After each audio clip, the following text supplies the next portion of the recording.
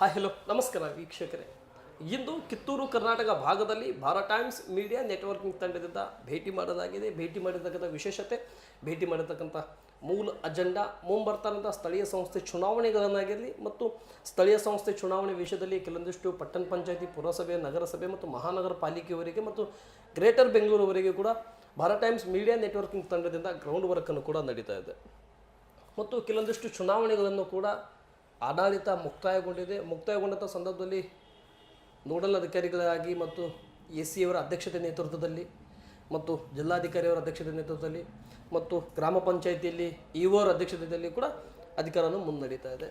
ಇಂದು ನಾವು ಭೇಟಿ ಕೊಟ್ಟಿರ್ತಕ್ಕಂಥ ಕ್ಷೇತ್ರ ಕಿತ್ತೂರು ಕರ್ನಾಟಕ ಭಾಗದ ಧಾರವಾಡ ಜಿಲ್ಲೆಯ ನವಲಗುಂದ ವಿಧಾನಸಭಾ ಕ್ಷೇತ್ರದ ನವಲಗುಂದ ಪುರಸಭೆಯ ಆಡಳಿತವನ್ನು ಕಳೆದ ವರ್ಷ 2025ನೇ ಸಾಲಿನ ನವೆಂಬರ್ ತಿಂಗಳಲ್ಲಿ ಕೂಡ ಆಡಳಿತ ಮುಕ್ತಾಯವಾಗಿದೆ.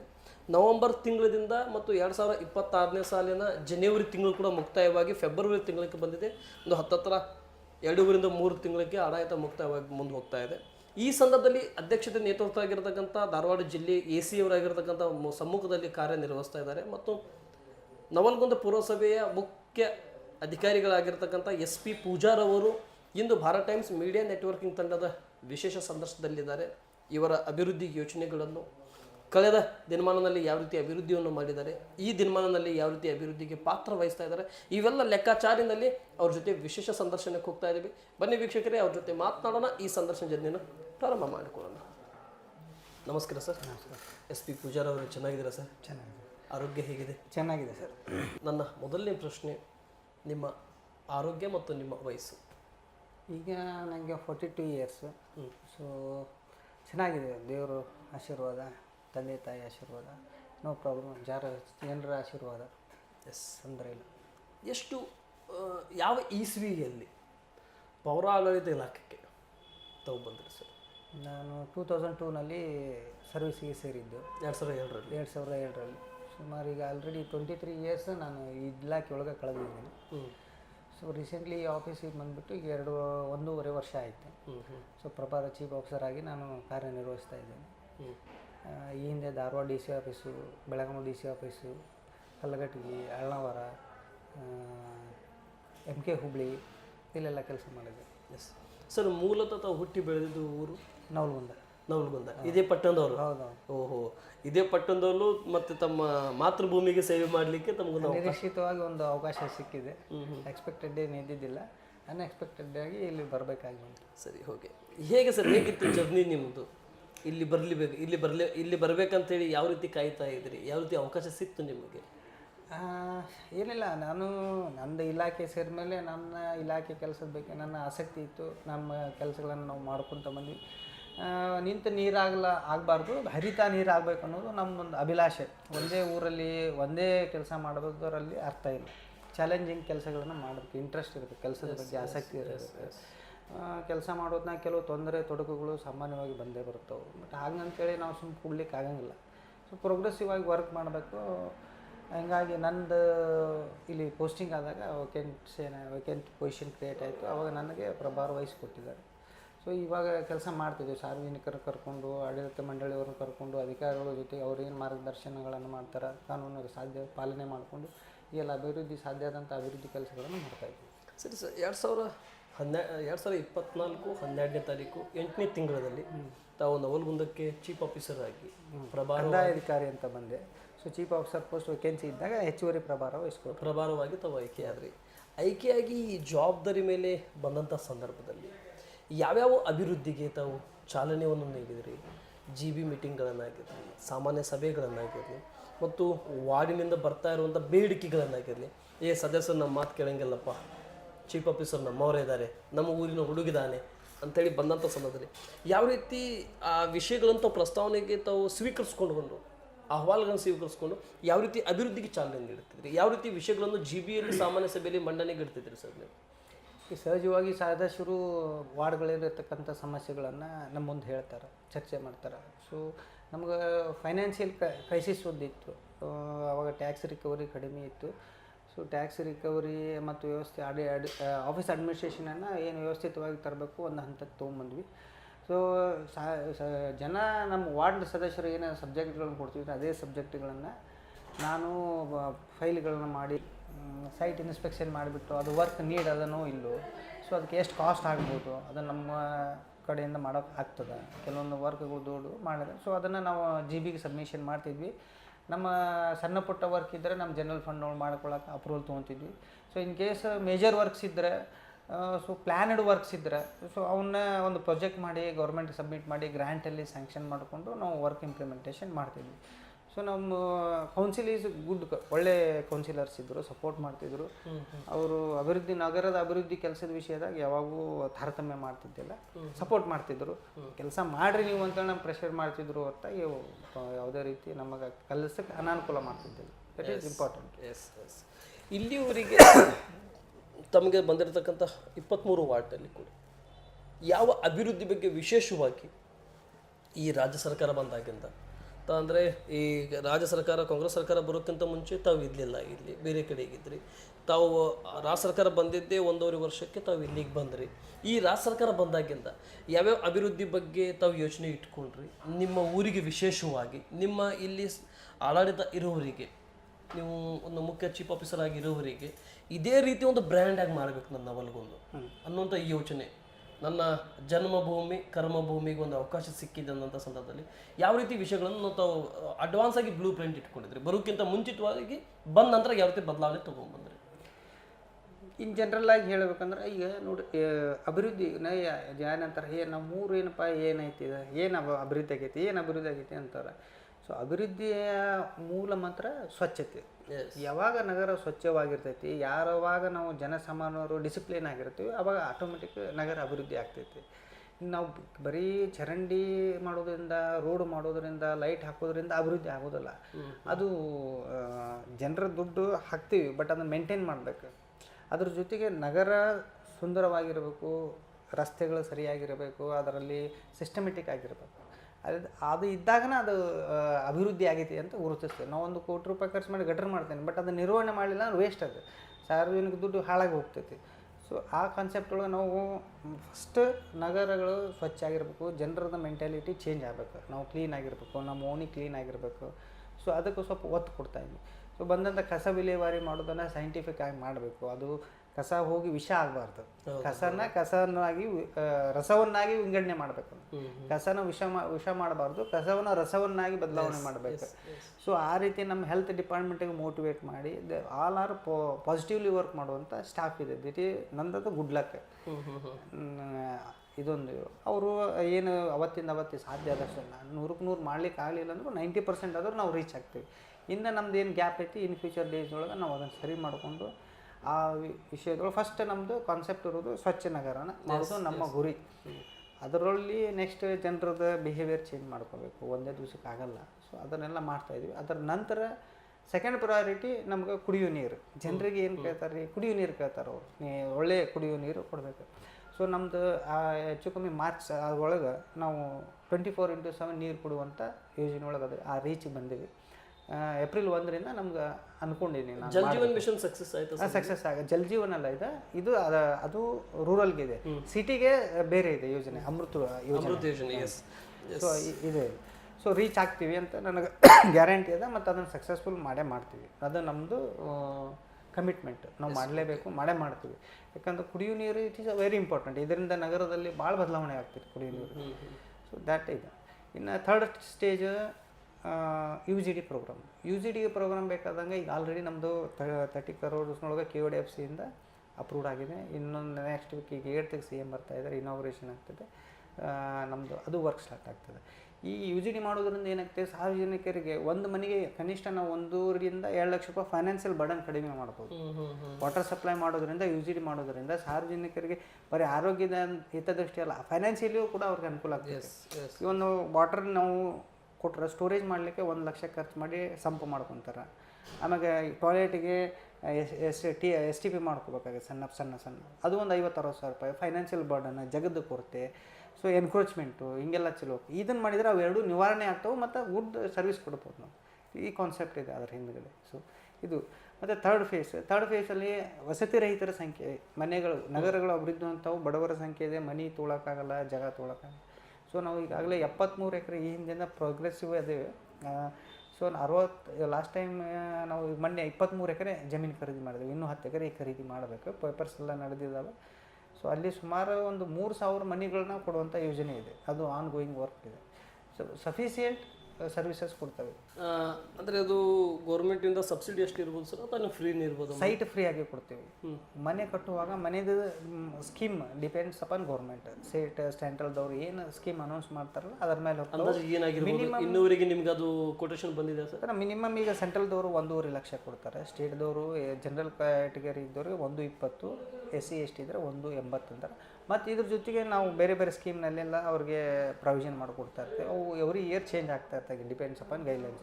ಈಗ ಸ್ಲಮ್ ಬೋರ್ಡಿಂದ ಇದ್ದರೆ ಬಲ್ಕ್ ಟೆಂಡರ್ ಕರೆದಿರ್ತಾರೆ. ಆ ಸ್ಲಮ್ ಬೋರ್ಡಿಂದ ಮನೆಗಳನ್ನ ಮಾಡಿಕೊಡ್ತಾರೆ. ಅಲ್ಲಿ 1 ಲಕ್ಷ ರೂಪಾಯಿ ಅವ್ರು ಕಾಂಟ್ರಿಬ್ಯೂಷನ್ ಕೊಡಬೇಕು. 7.5 ಲಕ್ಷ ರೂಪಾಯಿ ಅವರು ವರ್ಕ್ ಮಾಡಿಕೊಡ್ತಾರೆ. ಸೊ ಬೇಸಿಕ್ ಏನಿದೆ ಆ ವರ್ಕ್ ಅದನ್ನು ಮಾಡಲಿಕ್ಕೆ ನಾವು ಈ ಪ್ರಯತ್ನ ಮಾಡ್ತಾಯಿದ್ವಿ. S, okay. ಎಲ್ಲದಕ್ಕಿಂತಾಗಿ ಈ ಸಿಟಿ ಟ್ರಾಫಿಕ್ ಸಮಸ್ಯೆ ನಿಮ್ಮ ಬಸ್ ಸ್ಟ್ಯಾಂಡ್ ಹತ್ರ ಆಗಿರಲಿ, ಅಥವಾ ಇಲ್ಲಿ ರೈತ ಹುತಾತ್ಮರ ಸರ್ಕಲ್ ಹತ್ರ ಆಗಿರಲಿ, ಆಮೇಲೆ ಈ ಇಬ್ರಾಹಿಂಪುರ ಸರ್ಕಲ್ ಹತ್ರ ಆಗಿರಲಿ, ಈ ಟ್ರಾಫಿಕ್ ಬಗ್ಗೆ ತಾವು ಏನಾದರೂ ಯೋಚನೆ ಮಾಡಿರೋ ಸರ್? ಡೆಫಿನೆಟ್ಲಿ ಮಾಡಿದ್ರು. ಈವನ್ ಇಷ್ಟೇ ಎಲ್ಲ ಮಾರ್ಕೆಟಲ್ಲೂ ಇದೆ. ಮೊದಲೆಲ್ಲ ಭಾಳ ಇತ್ತು. ಹೌದು, ತುಂಬ ರಶ್ ಇದೆ, ಒಳಗಡೆ ಇತ್ತು. ಇದಾಗೆ ಸರ ಈಗ ಮಾರ್ಕೆಟ್ ಇರೋದು ನವಲಗುಂದೊಳಗೆ ಬಸ್ ಸ್ಟ್ಯಾಂಡ್ ಏರಿಯಾ ಮತ್ತು ಗಾಂಧಿ ಮಾರ್ಕೆಟ್ ಎರಡರಲ್ಲಿ. Heart of the city marketing ಆಗೋದಲ್ಲಿ. ಈ ಬೀದಿ ವ್ಯಾಪಾರಸ್ಥರ ಕಳಕಳಿ ಏನಪ್ಪ ಅಂದ್ರೆ ನಾವು ಇಲ್ಲಿ ಬಿಟ್ಟರೆ ಬೇರೆ ಕಡೆ ಹೋದರೆ ನಮ್ಗೆ ವ್ಯಾಪಾರ ಆಗೋದಿಲ್ಲ ಅಂತ. ಸೊ ಅಲ್ಲಿ ಒಂದು ಅಂಗಡಿ ಹಚ್ಚಿದ್ರೆ ಒಬ್ಬ ಬೈಕ್ ತೊಗೊಂಬರ್ತಾನೆ, ಟ್ರಾಫಿಕ್ ಜಾಮ್ ಆಗ್ತದೆ. ಸೊ ಅದನ್ನು ಅವಾಯ್ಡ್ ಮಾಡಬೇಕು. ಅದಕ್ಕೊಂದು ಪ್ಲ್ಯಾನ್ ಮಾಡಿದ್ವಿ ನಾವು. ಈಗ ಇದ್ದಿದ್ದವ್ರು ಏನು ರಿಸ್ಟ್ರಿಕ್ಟ್ ಮಾಡಿದ್ವಿ, ಇಷ್ಟೇ ಏರಿಯಾದಾಗ ಮಾಡಬೇಕು, ಇನ್ನು ಉಳ್ಕಿದ್ದಾಗ ಏರಿಯಾ ಬರೋಂಗಿಲ್ಲ. ಅವ್ರಿಗೆಲ್ಲ GPS ಫೋಟೋಸ್ ಮಾಡಿದ್ದೇವೆ. ಎಷ್ಟು ಜನ ಆ್ಯಕ್ಚುಲಿ ವೆಂಡರ್ಸ್ ಎಷ್ಟು ಜನ ಅದಾರ ಅದನ್ನೆಲ್ಲ ನಾವು ಡೇಟಾ ಮಾಡ್ಕೊಂಡಿದ್ದೀವಿ. ಅಲ್ಲಿ ನಮ್ಮದೊಂದು ಪ್ಲೇಸ್ ಇದೆ ಸರ್, ಅಲ್ಲಿ ಒಂದು ಪ್ರೋಗ್ರಾಮ್ ಮಾಡ್ತಾಯಿದ್ದೀವಿ. 85 ಜನ ನಮ್ಮ ವೆಜಿಟೇಬಲ್ ವೆಂಡರ್ಸ್ ಅದಾರ. ಅವ್ರಿಗೆ ಒಂದು ಲಿಮಿಟೆಡ್ ಜಾಗ ಮಾಡಿ ಅವ್ರಿಗೆ ಏನು ರಿಕ್ವೈರ್ಮೆಂಟ್ ಇದೆ ಅದರ ತಕ್ಕಂಗೆ ಅಲ್ಲೊಂದು ವೆಜಿಟೇಬಲ್ ಮಾರ್ಕೆಟ್ ಶಾಪ್ ಮಾಡಲಿಕ್ಕೆ ಪ್ಲ್ಯಾನ್ ಮಾಡ್ತಾಯಿದ್ವಿ. ಸ್ವಲ್ಪ ಅದು ದುಡ್ಡಿಂದೆಲ್ಲ ಹೊಂದಾಣಿಕೆ ಮಾಡ್ಕೋಬೇಕಾಗ್ತದೆ. ನಮ್ಗೆ ಒಂದು 2-2.5 ಕೋಟಿ ರೂಪಾಯಿ ಬೇಕು.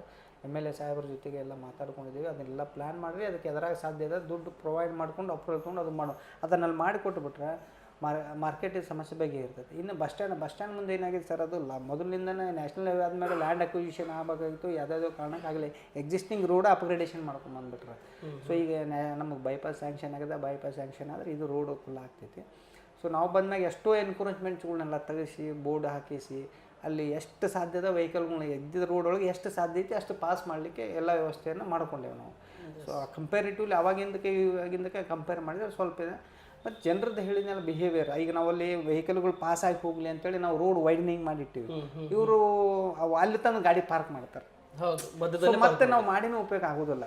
ನಮ್ಮ ಉದ್ದೇಶ ಏನು, ಊರು ಒಳಗೆ ಟ್ರಾಫಿಕ್ ಆಗಬಾರ್ದು, ವೆಹಿಕಲ್ಗಳು ಜಲ್ದಿ ಪಾಸ್. 40% ರೋಡ್ ಇದ್ರೆ ಅದರಲ್ಲಿ 20% ಇವರು ವೆಹಿಕಲ್ ನಿಲ್ಲಿಸ್ತಾರೆ. ಈಗ ನಾವು ನಮ್ಮ ಸ್ಟಾಫ್ ಹೋಗಿರ್ತಾರೆ, ಗಾಡಿ ನಿಲ್ಲಿಸ್ಬೇಡ್ರಪ್ಪ ಸೈಟು, ಅವ್ರ ಜೊತೆ ಜಗಳ ಮಾಡ್ತಾರೆ. ಎಷ್ಟೋ ಅಂಥವು ನಾವು ಪೊಲೀಸ್ಗೂ ಇನ್ಫಾರ್ಮ್ ಮಾಡ್ತಾಯಿದ್ದೀವಿ. ಬಟ್ ನಮ್ಮ ಲಿಮಿಟೆಡ್ ಸ್ಟಾಫ್ ಒಳಗೆ ಎಲ್ಲನೂ ಮೇಂಟೈನ್ ಮಾಡೋದು ಸ್ವಲ್ಪ ಕಷ್ಟ. ಎಷ್ಟು ಸಾಧ್ಯ ಆಗ್ತದೆ ಮ್ಯಾಕ್ಸಿಮಮ್ ಮಾಡ್ತಾಯಿದ್ವಿ. ಅಲ್ಲಿ ಕಂಬಗಳನ್ನೆಲ್ಲ ಶಿಫ್ಟ್ ಮಾಡಿ ಒಳಗಡೆ ಹಾಕ್ಸಿದ್ದೀವಿ. ಸೊ ಮಾಡ್ತಾಯಿದ್ವಿ. ಸರಿ, ನಾವು ಬಂದಾಗಿಂದ 15ನೇ ತಿಂಗಳಕ್ಕೆ ಈ ಬಾಡಿ ಒಂದು ಡಿಸರ್ವ್ ಆಯಿತು, ಆಡಳಿತ ಮುಕ್ತಾಯವಾಯಿತು. ಈ 15 ತಿಂಗಳು ನೀವು ಬಂದಾಗ ಡಿಸರ್ವ್ ಆಯಿತು. ನಂತರ ಮುಂದೆ ಬಂದಿದ್ದು 2.5 ತಿಂಗಳು. 2.5 ತಿಂಗಳಿಂದ ಚೀಫ್ ಆಫೀಸರು ಅಂದರೆ ನೀವು ಮತ್ತು SC ಅವರ ಅಧ್ಯಕ್ಷತೆಯಲ್ಲಿ ಮತ್ತು ಶಾಸಕರ ಸಮ್ಮುಖದಲ್ಲಿ ಜಿಲ್ಲಾ ಉಸ್ತುವಾರಿಯವರ KDP ಸಭೆಯಲ್ಲಿ ಕೂಡ ತಾವು ತಮ್ಮ ಪಟ್ಟಣಕ್ಕೆ ಬೇಕಾಗಿರ್ತಕ್ಕಂಥ ಡೆವಲಪ್ಮೆಂಟ್ ವಿಷಯಗಳನ್ನು ಆವಾಗ ಒಂದು ವಾರ್ಡಿಗೆ ಒಬ್ಬರು ಸದಸ್ಯರು ಇರ್ತಿದ್ರು. ಇಲ್ಲಿ 23 ವಾರ್ಡಿಗೆ ನಿಮ್ಮ ಜವಾಬ್ದಾರಿ ತುಂಬ ಹೆಗಲ ಮೇಲೆ ಹೊತ್ಕೊಂಡು ಹೋಗ್ತೀರಿ ಸಣ್ಣ ವಯಸ್ಸಿನಲ್ಲಿ ಕೂಡ. ಯಾವ್ಯಾವ ಡೆವಲಪ್ಮೆಂಟನ್ನು ಈ 2.5 ತಿಂಗಳಿಂದ ತೊಗೊಂಬಂದ್ರಿ? ಸ್ಟಾಪ್ ಆಗಿರ್ತಕ್ಕಂಥ GBಯಲ್ಲಿ ಪಾಸ್ ಆಗಿರ್ತಕ್ಕಂಥ ಅನುಮತಿಗಳನ್ನು ಮತ್ತು ಟ್ಯಾಕ್ಸ್ ವಿಷಯಗಳನ್ನಾಗಿರಲಿ, ಒಂದು ಕಮರ್ಷಿಯಲ್ ಅಂದರೆ ಮೇನ್ ಮೂಲ ಡೆವಲಪ್ಮೆಂಟ್ ಅಂದರೆ ನಿಧಿ, ಸ್ಥಳೀಯ ನಿಧಿಯನ್ನು ಕಮರ್ಷಿಯಲಿಂದ ಬರಬೇಕಾಗಿರ್ತಕ್ಕಂಥದ್ದು. ಈ ಕಮರ್ಷಿಯಲ್ಗೆ ಯಾವ ರೀತಿ ಚಾಲ್ತಿ ಕೊಟ್ಟರು ಮತ್ತು KDP ಸಭೆಯಲ್ಲಿ ಮತ್ತು ಚೀಫ್ ಆಫೀಸರ್ ಮತ್ತು AC ಅವರ ಸಮ್ಮುಖದಲ್ಲಿ ನೀವು ಕೂಡಿಕೊಂಡು ಯಾವ ರೀತಿ ಅಭಿವೃದ್ಧಿಗೆ ಈ 2.5 ತಿಂಗಳಲ್ಲಿ ಮುಂದುವರಿಸ್ಕೊಂಡು ಹೋದ್ರಿ? ಯಾವ ಕೆಲಸಗಳನ್ನ ಚಾಲನೆ ಮಾಡ್ಕೊಂಡು ಬಂದ್ರಿ? ಈಗ ನಮ್ಗೆ ಹೆಚ್ಚು ಕಮ್ಮಿ ಸರ ಈ ಕೌನ್ಸಿಲ್ ಮುಗಿಯೋಕ್ಕಿಂತ ಮೊದಲು ಏನೇ ವರ್ಕ್ ಅಪ್ರೂವಲ್ ಆಗಿದ್ದು ಅವೆಲ್ಲ ಈಗ ಆನ್ಗೋಯಿಂಗಿಗೆ ಪ್ರೊಸೆಸ್ ಇದೆ. ಒಂದು ವರ್ಕ್ ಅಪ್ರೂವಲ್ ಆದ್ರೆ 3 ರಿಂದ 4 ತಿಂಗಳು ಹೋಗ್ತದೆ. ಸೊ ನಮ್ಗೆ ಡಿಫ್ರೆನ್ಸ್ ಏನು ಅಂತ ಡಿಫ್ರೆನ್ಸ್ ಯಾಕೆ ಅವಾಗ ಏನಾಗ್ತಿತ್ತು, ನಮ್ಮ ಕೌನ್ಸಿಲ್ ಇಮಿಡಿಯೇಟ್ ನಮ್ಗೆ ಅಪ್ರೋಚ್ ಆಗ್ತಿದ್ರು, ಇಂಥ ಕೆಲಸ ಆಗ್ಬೇಕ್ರಿ, ಇಂಥ ಕೆಲಸ ಮಾಡಿಸ್ಕೊಡ್ರಿ ಅಂತೇಳಿ. ಅವಾಗ ನಾವು ಇದು ನೋಡಿ ಸರ್ ಇದು ಕಾನೂನು ಹಿಂಗೈತಿ, ಇದು ಬರ್ತೈತಿ, ಇದು ಬರೋಂಗಿಲ್ಲ, ಇದಕ್ಕೆ ಇಷ್ಟಕ್ಕೆ ದುಡ್ಡು ಬೇಕು, ಇಂಥದ್ದು ಎಲ್ಲ ಪ್ರೊಸೀಜರ್ ಮಾಡಬೇಕು ಅಂತ ಇದೊಂದು ಕೋರ್ಸ್ ಆಫ್ ವರ್ಕ್ ಅವಾಗ. ಇವಾಗ ಏನಾಗ್ತದೆ, ನಾವು ಸಾಹೇಬ್ರ ಕಡೆ ತೊಗೊಂಡು ಹೋಗ್ಬೇಕು, ಸರ್ ಇಂಥದ್ದು ಸಾರ್ವಜನಿಕರ ಬೇಡಿಕೆ ಬಂದಿದೆ ಸರ್, ಇದಕ್ಕೇನು ಕಾನೂನು ಅದಪ್ಪ, ಮಾಡ್ಲಿಕ್ಕೆ ಬರ್ತೈತಾ, ಇದಕ್ಕೇನು ಪ್ರೊಸೀಜರ್, ಅವರು ನಮಗೆ ಏನು reverse work. So this is the procedure work both are. ಈ ಅವಾಗ ಏನಾಗ್ತದೆ, ಅವ್ರು public in the interest of public ಮಾತಾಡ್ತಾರೆ, ಸಾಹೇಬರು in the interest of public with procedure, financial ಕಂಡೀಷನ್ನು ಎಲ್ಲನೂ ಚೆಕ್ ಮಾಡಿಕೊಂಡು ಅಪ್ರೂವಲ್ ಮಾಡ್ತಾರೆ. ದಿಸ್ ಈಸ್ ದ ಡಿಫ್ರೆನ್ಸ್ ಅಷ್ಟೇ. ಸೊ ಇವಾಗ ನಾವು ನಮ್ಮ ಇಲ್ಲಮ್ಮನ ಕೆರೆ ಒಂದು ಸೈಡ್ ಗಾರ್ಡನ್ ಆಗಿದೆ ಸರ್, ಆ ಕಡೆ ಏನಾಗಿದೆ ಈಗ ಒಂದು gym equipments, childrens play ground, gazebo, ಅದೊಂದು ಪ್ರಿಮೈಸಸ್ ಈಗ ವರ್ಕ್ ಸ್ಟಾರ್ಟ್ ಆಗ್ತಾ ಇದೆ. ಅದಾದಮೇಲೆ ನಾವು ಮಾಡಿದ್ದು. ಸೊ ಮತ್ತಿನ್ನೊಂದು ಪೂರಾ ನಮ್ಮದು ಲೇಕ್ ಡೆವಲಪ್ಮೆಂಟಿಗೆ ಒಂದು 2.5 ಕೋಟಿ ರೂಪಾಯಿದ್ದು KUDFC ಅವರು ತೊಗೊಂಡ್ರೆ ವರ್ಕ್. ಸೊ ಅದು DPR ಹೋಗಿದೆ. ಸೊ ಅವರು ಅದನ್ನು ಅಪ್ರೂವ್ ಮಾಡಿ ಡೆವಲಪ್ಮೆಂಟ್ ಅಂತ ಅದೊಂದು ಸ್ಟಾರ್ಟ್ ಆಗ್ತದೆ. ಸೊ ಅದನ್ನು ಬಿಟ್ಟು ಇನ್ನು ಉಳಿದಂಗೆ ನಮ್ಮ ಚರಂಡಿಗಳ ನಿರ್ಮಾಣ ಮಾಡೋದಾಗಲಿ, ರಸ್ತೆಗಳ ನಿರ್ಮಾಣ ಮಾಡೋದಾಗಲಿ, ಅವಕ್ಕೆಲ್ಲ ನಾವು ಅಡ್ಮಿನಿಸ್ಟ್ರೇಟರ್ ಅಪ್ರೂವಲ್ ತೊಗೊಂಡು ಈಗ ಆಲ್ರೆಡಿ ಪ್ರಪೋಸಲ್ ಸಬ್ಮಿಟ್ ಆಗಿದೆ. ಆ ಗೌರ್ಮೆಂಟ್ ಲೆವೆಲಲ್ಲಿ ಅಪ್ರೂವಲ್ ಆದರೆ so work will start from KUDFC are from KUWS and board are from DUDC, ಇವರಿಂದ ವರ್ಕ್ ಸ್ಟಾರ್ಟ್ ಮಾಡಿಸ್ತೇವೆ, ಏನು ಸಮಸ್ಯೆ ಇಲ್ಲ. ಸರಿ, ಈ ನಾನು ಸಮಯದ ವಿಚಾರ ಮಾಡಿದಾಗ ಕೊನೆ ಹಂತಕ್ಕೆ ಕೂಡ ಬರ್ತಾ ಇದ್ದೇನೆ, ಯಾಕಂದರೆ ನಿಮಗೋಸ್ಕರ ಭಾಳ ಜನ ಕಾಯ್ತಾ ಇದ್ದಾರೆ. ಶಾಸಕರ ಅನುದಾನ ನಿಧಿಯಲ್ಲಿ ಪುರಸಭೆ ವ್ಯಾಪ್ತಿಯಲ್ಲಿ ಕಾಯ್ತಾ ಇದ್ದೀನಿ ಸರ್ ನಾನು ಬಂದಿರತಕ್ಕಂಥ ಡೆವಲಪ್ಮೆಂಟ್ ವಿಷಯಗಳನ್ನು ಇಲ್ಲಿವರೆಗೆ ತಾವು ಬಂದಾಗಿಂದ ಹತ್ತತ್ರ 1.5 ವರ್ಷ ಕಾಲ ಅವಧಿಯಲ್ಲಿ ಈ 2.5 ತಿಂಗಳು ಮುಕ್ತಾಯ ಆದಾಗಿಂದ ಯಾವ ಅಭಿವೃದ್ಧಿಯನ್ನು ಬಂದಿದೆ, ಯಾವ ರೀತಿ ಶಾಸಕರ ಜೊತೆಯಲ್ಲಿ ಕೊಂದುಕೊಂಡು ಚರ್ಚೆ ಮಾಡಿ, ಅಂದರೆ ಸಾಮಾನ್ಯ ಸಭೆಯಲ್ಲೂ ಕೂಡ ಶಾಸಕರು ಕೂಡ ಹಾಜರಾಗ್ತಿದ್ರು, ಬರ್ತಾರೆ. ಹೌದಾ ಸರ್? ಅವಾಗ ಕೂಡ ಚರ್ಚೆ ಆಗ್ತಿದ್ದು. ಈಗ ತಾವು KDP ಕೂಡ ಹೋಗ್ತಿದ್ರಿ, ಅಥವಾ ಶಾಸಕರು ನಿಮ್ಮ ಆಫೀಸ್ಗೂ ಬರ್ತಿದ್ರು, ಅಥವಾ ನೀವಾದರೂ ಅವರು ಇದ್ದಂಥ ಸಂದರ್ಭದಲ್ಲಿ ಅಂದರೆ ಕ್ಷೇತ್ರದಲ್ಲಿ ಬರೋಕ್ಕಾಗಲಿರೋದಕ್ಕೂ ಬೇರೆ ಕಡೆ ಹೋಗಿ ತಾವು ಕೆಲಸದ ಬಗ್ಗೆ ಚರ್ಚೆ ಮಾಡ್ತಿದ್ರಿ. ಈ ದಿನಮಾನದಲ್ಲಿ ರಾಜ್ಯ ಸರ್ಕಾರ ಬಂದಾಗಿಂದ ಅಭಿವೃದ್ಧಿಗೆ ಯಾವ ರೀತಿ ಮುನ್ನಡೆ ಆಗ್ತಾ ಇದೆ ಈ ಶಾಸಕರ ನೇತೃತ್ವದಲ್ಲಿ ಈ 2.5 ತಿಂಗಳಿಂದ ಈ ಕಡೆಯಿಂದ? ಅದೇ ಈಗ ಸಾಹೇಬರು ಈಗ ನಮ್ಗೆ ರೀಸೆಂಟ್ 2 ಕೋಟಿ ರೂಪಾಯಿ CMIDP ಸ್ಪೆಷಲ್ ಗ್ರ್ಯಾಂಟ್ ಕೊಟ್ಟಿದ್ದಾರೆ. ಶಾಸಕರು ನಮ್ಗೆ ಯಾವಾಗಿದ್ದರೂ ಆ ಲೋಕಲ್ ಬಾಡಿ ಜೊತೆ ಯಾವಾಗಲೂ ಟಚ್ ಒಳಗಿರ್ತಾರೆ. ಯಾವುದೇ ಒಂದು ಕಾಮಗಾರಿಯನ್ನು ತಗೊಳ್ಬೇಕಾದ್ರೆ ನಮ್ಮದು ಗ್ರ್ಯಾಂಟ್ ಸೀಮಿತವಾಗಿರ್ತದೆ, ಅದಕ್ಕೆ ಸಪೋರ್ಟಿಂಗ್ ಆಗಿ ಗ್ರ್ಯಾಂಟ್ ಕೊಡಬೇಕಾದವರು MLA ಅವರು. ಸೊ ನಾವು ಯಾವುದಾದ್ರೂ ಒಂದು ಪ್ರೋಗ್ರಾಮ್ ತೊಗೋಬೇಕಂದ್ರೆ ನಮ್ಮ ಕೌನ್ಸಿಲ್ ಇದ್ದಾಗ ಕೌನ್ಸಿಲ್ಲು ಮತ್ತು MLA ಅವರು ಕೂಡಿ ಡಿಸ್ಕಷನ್ ಮಾಡಿ ಇದು ವರ್ಕಿಗೆ ಇಷ್ಟು ಮಾಡಬೇಕು, ಇದಿಷ್ಟು ದಿವಸದಾಗ ಮಾಡಬೇಕು ಅಂತ ನಾವೊಂದು ಪ್ಲ್ಯಾನ್ ಮಾಡ್ತಿದ್ವಿ. ಸೊ ಅದೇ ಪ್ಲ್ಯಾನನ್ನು ಈಗೂ ಕೂಡ ಪ್ರೀ ಪ್ಲ್ಯಾನ್ ಮಾಡ್ತಿದ್ವಿ. ಈಗ ಫಾರ್ ಒಂದು ಮಾರ್ಕೆಟ್ ಕಟ್ಟಬೇಕು, ಒಂದು 5 ಕೋಟಿ ದುಡ್ಡು ಬೇಕಾಗ್ತದೆ, ಹೆಂಗೆ ಕೊಡಿಸೋದು? 15 ಫೈನಾನ್ಸ್ನಾಗ ನೀವು 1 ಕೋಟಿ ತೆಗೆದಿಡ್ರಪ್ಪ, ನಾ ಒಂದು 2 ಕೋಟಿ ಸ್ಪೆಷಲ್ ಗ್ರ್ಯಾಂಟ್ ಹಾಕಿಸ್ಕೊಡ್ತೀನಿ, ಕಂಬೈನ್ ಮಾಡಿ ಈ ವರ್ಕ್ ಕಂಪ್ಲೀಟ್ ಮಾಡೋಣ, ಇದು ಈ ಪ್ಲ್ಯಾನಿಂಗ್. ಸೊ ಇವತ್ತು EVGD ಇದಾಗಲಿ, 24x7 ಆಗಲಿ, ಆಶ್ರಯ ಲ್ಯಾಂಡ್ ಆಗಲಿ, ಇದು ಈ ಥರ ದೊಡ್ಡ ಪ್ರಾಜೆಕ್ಟ್ ಇದ್ದಾಗ ನಾವು ಪ್ಲ್ಯಾನಿಂಗ್ ಮಾಡ್ಕೊಂಡು ಅದಕ್ಕೊಂದು ಪ್ರಾಪರಾಗಿ ಕಂಪ್ಲೀಟ್ ಆಗಬೇಕದು, ಯಾವುದೂ ಕೆಲಸ ಕೈ ಬಿಡಬಾರ್ದು. ಸೊ ಈ ಥರ ಮಾಡ್ಕೊಂಡು ಬಂದು ಈಗೂ ಕೂಡ ಅದೇ ರೀತಿ ಮಾಡ್ತಾಯಿದ್ದೀವಿ, ಏನು ಸಮಸ್ಯೆ ಇಲ್ಲ. Yes, okay. ನನ್ನ ಲಾಸ್ಟ್ನೇ 2-3 ಕ್ವಶನ್ಗೆ ಬರ್ತಾ ಇದ್ದೀನಿ. ಕೆಲವೊಂದು ಜನ ಮಾತಾಡ್ತಾ ಇದ್ದಾರೆ, ರಾಜ್ಯ ಸರ್ಕಾರ ಬಂದಾಗಿಂದ ಈ ಗ್ಯಾರಂಟಿಯಿಂದ ಅಭಿವೃದ್ಧಿ ಆಗ್ತಾ ಇಲ್ಲ, ನಮ್ಮ ಚೀಫ್ ಆಫೀಸರ್ ಅದ್ರಿಗೆ ಏನು ಮಾಡ್ಬೇಕ್ರಿ, ಇದ್ದಂಥ ಮಾರ್ಗ ಒಳಗೆ ಹೋಗ್ತಾರೋ, ನಿಧಿಯನ್ನು ಅವರಿಗೆ ಇಲ್ಲಿಂದ ಸ್ಥಳೀಯ ಟ್ಯಾಕ್ಸ್ನು ಕೂಡ ಸರಿಯಾಗಿ ಜನ ರೆಸ್ಪಾನ್ಸ್ ಮಾಡೋದಿಲ್ಲ ಅನ್ನೋಂಥ ವಿಷಯ ಮಾತಾಡ್ತಾರೆ. ಹೌದಾ ಸರ್ ಇದು? ಈಗ ನನ್ನ ಅನಿಸಿಕೆ ಮಟ್ಟಿಗೆ ಈ ಗ್ಯಾರಂಟಿ ಯೋಜನೆ ಸರ್ಕಾರದ ಬಿಟ್ಟಿದ್ದು, ಬಟ್ ನಮ್ಮ ಇಲಾಖೆಯಿಂದ ನಮಗೇನು ಆ ರೀತಿ ತೊಂದರೆಗಳು ಬಂದಿಲ್ಲ. ಕೆಲಸಗಳನ್ನು ಮಾಡಬೇಕು ಮತ್ತು ಜವಾಬ್ದಾರಿಯಿಂದ ಕೆಲಸ ಮಾಡೋಕ್ಕೆ ಹಚ್ಚಾರ, ಪಾಸಿಟಿವಿಟಿ. ಸುಮ್ಮನೆ ನಾ ಗ್ರ್ಯಾಂಟ್ ತೊಗೊಂಡೆ ಇಟ್ಕೊಂಡು ಕುಂತ ಇಲ್ಲ, ಕೆಲಸ ಮಾಡಬೇಕು, ನೀನು ಶೇರ್ ಹಾಕಬೇಕು, ವಿತಿನ್ ದ ಲಿಮಿಟ್ ಒಳಗೆ ಕೆಲಸ ಮಾಡಬೇಕು, ಅಂದರೆ ನಿನಗೆ ದುಡ್ಡು, ಇಲ್ಲ ಅಂದರೆ ಇಲ್ಲ. ನನಗಿದು ಒಳ್ಳೆಯ ಪ್ರೋಗ್ರೆಸ್ಸಿವ್. ಯಾಕಂದರೆ ಸರ್ಕಾರದ ಕೊಡೋಂಥ ದುಡ್ಡುಗಳು ವಿತಿನ್ ದ ಟೈಮ್ ಇಂಪ್ಲಿಮೆಂಟ್ ಆಗಬೇಕು, ಅದು ಪಬ್ಲಿಕ್ ಸರ್ವಿಸಸ್ಗೆ ಹೋಗ್ಬೇಕು. ಸೊ ಅಂದರೆ ಅದಕ್ಕೆ ಒಂದು ಅರ್ಥ ಇರ್ತೈತೆ, ಅದು ಕೆಲಸ ಮಾಡಿದ್ದಕ್ಕೆ. ನಾವು ಸುಮ್ಮನೆ ಗ್ರ್ಯಾಂಟ್ ತೊಗೊಂಡು ಕೆಲಸನ ಮಾಡಲಿಲ್ಲ ಅಂದಾಗ ಅದು ಬೇಜವಾಬ್ದಾರಿ ಆಗ್ತೈತಿ. ಬಟ್ ಗೌರ್ಮೆಂಟ್ ಈಗೆಲ್ಲ ಬದಲಾವಣೆಗಳು, ಇವನ್ ಸೆಂಟ್ರಲ್ ಗೌರ್ಮೆಂಟ್ ಇರ್ಬೋದು, ರಾಜ್ಯ ಸರ್ಕಾರ ಇರ್ಬೋದು, ನಮ್ಮ ಕಮಿಟ್ಮೆಂಟ್ಗೆ ಫಿಕ್ಸ್ ಮಾಡ್ತಾರೆ, ಇಂಥ ಕೆಲಸ ನೀ ಇಷ್ಟೊಳಗೆ ಮಾಡಿ ಮುಗಿಸ್ಬೇಕಪ್ಪ. ಸೊ ನಮಗೂ ಜವಾಬ್ದಾರಿ ಕೊಟ್ರೆ ನೀನು ಇಷ್ಟು ದುಡ್ಡು ಹಾಕಬೇಕು. ಸೊ ನಮಗೂ ಜವಾಬ್ದಾರಿ ಫಿಕ್ಸ್ ಮಾಡಕತ್ತಾರೆ. ಇದು ಈ ಥರ ಆದರೂ ಒಳ್ಳೆಯದು. S, okay. SP ಪೂಜಾರ್ ಅವರು ನವಲಗುಂದ ಪೌರಸಭೆ ವ್ಯಾಪ್ತಿಯಲ್ಲಿ ನವಲಗುಂದ ಪಟ್ಟಣದಲ್ಲಿ ಕರ್ಮಭೂಮಿ, ಜನ್ಮಭೂಮಿ, ಅಂದರೆ ಜನ್ಮ ತಾಯಿ ಋಣ ಮುಟ್ಟಿಸ್ಲಿಕ್ಕೆ ಆಗೋದಿಲ್ಲ, ಭೂತಾಯಿಯ ಋಣ ಮುಟ್ಟಿಸ್ಲಿಕ್ಕೆ ಆಗೋದಿಲ್ಲ ಅಂತಂತಾರೆ. ಆದರೂ ಕೂಡ ಇದ್ದಷ್ಟು ದಿವಸ ಪ್ರಯತ್ನ ಪಡಲೇಬೇಕು. ಪೂಜಾರ್ ಅವರು ಇಲ್ಲಿ ಆಡಳಿತದಲ್ಲಿ ಇರುವವರಿಗೆ, ಅಥವಾ ನಿಮ್ಮ ಅದೃಷ್ಟ ರಿಟೈರ್ಮೆಂಟ್ ಇಲ್ಲೇನೂ ಕೂಡ ಆಗ್ಬೋದು, ಅಥವಾ ಮೇಲ್ದರ್ಜೆಗೆ ಕೂಡ ಹೋಗಬಹುದು, ಅಥವಾ ಬೇರೆ ಕಡೆ ಟ್ರಾನ್ಸ್ಫರ್ನೂ ಕೂಡ ಆಗ್ಬೋದು. ಇಲ್ಲಿ ಇರುವವರಿಗೆ ಯಾವ ರೀತಿ ಈ ಪಟ್ಟಣ ತಾವು ಹೊರಗಡೆದು ನೋಡಿದೆ ನಾನು, ಸ್ವಚ್ಛ ನಗರ ನಮ್ಮ ಗುರಿ ಅನ್ನುವಂಥ ಏನಿದೆ, ಸ್ವಚ್ಛ ನಗರ ನಮ್ಮ ಗುರಿಗಿಂತ ಸ್ವಚ್ಛ ನಗರ ನಾವು ಸುಧಾರಿಸ್ಕೊಳ್ಳಬೇಕು ಮತ್ತು ಸ್ವಚ್ಛತೆಯನ್ನು ನಾವು ಕಾಪಾಡಿಕೊಳ್ಳಬೇಕು ಅನ್ನುವಂಥ ಏನು ಒಂದು ವಿಶ್ವಾಸವನ್ನು ಈ ಕ್ಷೇತ್ರದಲ್ಲಿ ಇಟ್ಕೊಂಡು ತಾವೇನು ಬಂದ್ರಿ, ಎಲ್ಲಿವರೆಗೆ ಈ ಪಟ್ಟಣ ನಿಮ್ಮ ಆಡಳಿತದಲ್ಲಿ ಇರುವವರಿಗೆ ಚುನಾವಣೆ ಆಗುತ್ತೋ ಬಿಡುತ್ತೋ ಅದು ಎರಡನೇ ವಿಷಯ, ಸರ್ಕಾರ ಮತ್ತು ಚುನಾವಣಾ ಆಯೋಗ ಮೇಲೆ ಬಿಟ್ಟಂಥ ವಿಷಯ. ನಿಮ್ಮ ಕೈಯಲ್ಲಿ ಆಡಳಿತ ಇರುವವರಿಗೆ ಯಾವ ರೀತಿ ಅಭಿವೃದ್ಧಿಗೆ ಮುಖ ತೊಗೊಂಡು ಹೋಗ್ಬೇಕಂತ ಅಂದ್ಕೊಂಡ್ರಿ, ಎಲ್ಲಿವರೆಗೆ ಇಲ್ಲಿ ಇರುವವರಿಗೆ ಯಾವ್ಯಾವ ಅಭಿವೃದ್ಧಿಗೆ ಕುಂಠಿತವಾಗಿರ್ತಕ್ಕಂಥ ಅಭಿವೃದ್ಧಿಯನ್ನು ಪೂಜಾರವ್ರು ಇದ್ದರೂ ಹಿಂಗಾಗಿದೆ, ಏನು ಪೂಜಾರ್ ಬಿಡಪ್ಪ ಅಂತ ಅನ್ನಿಸ್ಕೋಬಾರ್ದು, ಹಿಂಗಾಗಿದೆ ಅಂತ ಅನ್ನಬೇಕು, ಅವ್ರಿಗೆ ಇದ್ರೆ ಅವ್ರಂತಾರೆ ಇರಬೇಕಂತೇಳಿ ಅನ್ನೋಂಥ ಸ್ಲೋಗನ್ನಲ್ಲಿ ಯಾವ ರೀತಿ ಹೋಗ್ಬೇಕಂತ ಯೋಚನೆ ಮಾಡ್ತಾರೆ. ನೀವು ಇಲ್ಲಿಗೆ 42ನೇ ಅಧಿಕಾರಿಯಾಗಿ ಬಂದಿರಿ, ಮುಂದಿನ 43ನೇ ಅಧಿಕಾರಿ ಬರುವವರಿಗೆ ಹೇಗೆ? ಈಗ ನಾವು ಪಾಸಿಟಿವ್ ಆಗಿ ವರ್ಕ್ ಮಾಡ್ತಾ ಇದ್ದೀವಿ. ಕೆಲಸ ಮಾಡುವಾಗ ನೋಡಿ ಸರ್, ಒಬ್ಬರು ಒಳ್ಳೇದಂದ್ರೆ ಇನ್ನೊಬ್ರು ಕೆಟ್ಟ ಆಗಿಬೇಕು. ಬಟ್ ಅಭಿವೃದ್ಧಿಗೆ ಕೆಲಸಗಳನ್ನು ಮಾಡುವ ಹೊತ್ನಾಗ ಅವ್ರು ನನಗೆ ಚಲೋ ಅಂತಾರೋ ಇವ್ರು ನನಗೆ ಕೆಟ್ಟ ಅಂತಾರೋ ಅನ್ನೋದು ಕೌಂಟ್ ಆಗೋದಿಲ್ಲ. ಅದೊಂದು ಕೆಲಸ ಮಾಡಬೇಕು. ಅದು ಕೆಲಸ ಮಾಡಿದ ಮೇಲೆ ಅದು ನಾವು ಹೋದ್ಮೇಲೆ ಮಾತಾಡ್ತೈತದ ನಾವು ಸರಿನೋ ತಪ್ಪು ಅಂತೇಳಿ. ಸೊ ಆ ಒಂದು ಮಾನದಂಡದೊಳಗೆ ನಾವು ಒಂದು ಒಳ್ಳೆ ಕೆಲಸ ಮಾಡ್ಬೇಕಾದ್ರೆ ಈ ಭಾಳ ಸಾರ್ವಜನಿಕರು ತೊಂದರೆ ಕೊಡೋದಂಗೆ ನಗರವನ್ನು ಹೆಂಗೆ ಅಭಿವೃದ್ಧಿ ಮಾಡಬೇಕು, ಅವ್ರ ಜೊತೆ ಎಷ್ಟು ಸಾಧ್ಯ ಆಕೈತಿ ಪಬ್ಲಿಕ್ಕಿಗೆ ಫ್ಲೆಕ್ಸಿಬಿಲಿಟಿ ಕೊಡ್ತೀನಿ, ಅವ್ರಿಗೆ ಏನು ಸಾಧ್ಯ ಇದೆ ಮ್ಯಾಕ್ಸಿಮಮ್ ಟು ಮ್ಯಾಕ್ಸಿಮಮ್ ಹೆಲ್ಪ್ ಮಾಡ್ತೀವಿ. ಅನಿವಾರ್ಯ ಆದಾಗ ಅನಿವಾರ್ಯ ನಮ್ಮ ಕೆಲಸವನ್ನು ನಾವು ಮಾಡಲೇಬೇಕಾಗ್ತೈತಿ, ಮಾಡ್ತೀವಿ. ಅದು ನಮ್ಮದು ನಗರ ಮೊದಲು ಸ್ವಚ್ಛ ಆಗಬೇಕು, ಒಂದು ಸುಂದರ ಆಗಬೇಕು, ಒಂದು ವಾಲ್ ನೋಡಿದರೆ ಅಲ್ಲೊಂದು ಗಾರ್ಡನ್ ಇರಬೇಕು, ಜನರಿಗೆ ಒಂದು ಫೀಲ್ ಬರಬೇಕಲ್ಲಿ. ಸೊ ಅದು ಬಂದಾಗ ಜನರ ಬಿಹೇವಿಯರ್ ಆಟೋಮೆಟಿಕ್ಲಿ ಚೇಂಜ್ ಆಗ್ತದೆ. ಸೊ ಆ ದಿಶೆಯೊಳಗೆ ಕೆಲಸ ಮಾಡಾಕತ್ತೀವಿ. ಸಾರ್ವಜನಿಕರು ಕೂಡ ಸಾಕಷ್ಟು ಇಲ್ಲಿವರೆಗೂ ನಮಗೆ ಸಹಕಾರ ಕೊಟ್ಟಿದ್ದಾರೆ, ಜನಪ್ರತಿನಿಧಿಗಳು ಸಹಕಾರ ಕೊಟ್ಟರೆ, ಇವತ್ತು ಕೂಡ ಹಲವಾರು ಸಲಹೆ ಸೂಚನೆಗಳನ್ನು ಕೊಡ್ತಾರೆ, ಇಲ್ಲಿ ಹಿಂಗಾಗಿದೆ, ಅಲ್ಲಿ ಹಂಗೆ ಮಾಡಿರಿ, ಇದು ಹಿಂಗೆ ಮಾಡಬೇಕು. ಸೊ ಅದಕ್ಕೆ ನಾನು ಥ್ಯಾಂಕ್ಫುಲ್ ಅದೇನೆ ಎಲ್ಲರಿಗೂ. So maximum I will try to do good best. Next thank you sir. ಕೊನೆಯದಾಗಿ ನಿಮ್ಮ ಪಟ್ಟಣದ ಜನತೆಗೆ ಮತ್ತು ನಿಮ್ಮ ಮಾಜಿ ಕೌನ್ಸಿಲರ್ ಅವರಿಗೆ ಮತ್ತು ಪೌರಾಡಳಿತದಲ್ಲಿ ಬರುವಂಥ ಪ್ರತಿಯೊಬ್ಬರು ನಿಮ್ಮ ಪೌರ ಕಾರ್ಮಿಕರಿಗೆ ಮತ್ತು ವಿಶೇಷವಾಗಿ ನಿಮ್ಮ ಪಟ್ಟಣದ ಸಿಬ್ಬಂದಿಯವರಿಗೆ ಕೊನೆಯದಾಗಿ ನಮ್ಮ ಭಾರತ್ ಟೈಮ್ಸ್ ಮೀಡಿಯಾ ನೆಟ್ವರ್ಕಿಂಗ್ ತಂಡದ ಸಂದರ್ಶನ ಮುಖಾಂತರ ಮತ್ತು ಈಗಿನ ಯುವಕರಿಗೆ ಏನು ಹೇಳಕ್ಕೆ ಇಷ್ಟಪಡ್ತೀರಾ ಸರ್?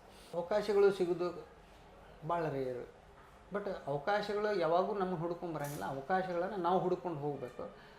ಕೇವಲ ನಮ್ಗೆ ಸರ್ಕಾರಿ ನೌಕರಿಯಿಂದನೇ ನಾವು ಬದುಕ್ತೀವಿ ಅನ್ನೋದು ಸುಳ್ಳು.